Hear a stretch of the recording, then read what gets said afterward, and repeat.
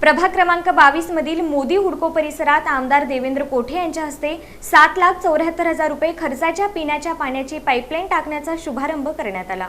प्रभाग क्रमांक 22 मधील मोदी हुडको परिसरातील 15 वर्षांपासून असलेली पिण्याच्या पाण्याची समस्या अखेर सुटली। स्थानिक आमदार विकास निधीतून आमदार देवेंद्र कोठे यांच्या हस्ते 7,74,000 रुपये खर्चाच्या पिण्याच्या पाण्याच्या पाईपलाईन टाकण्याच्या कामाचा शुभारंभ सोमवारी करण्यात आला। या कामामुळे गेल्या 15 वर्षांपासून पिण्याच्या पाण्याच्या समस्येला तोंड देणाऱ्या येथील अनेक कुटुंबियांना मोठा दिलासा मिळाला।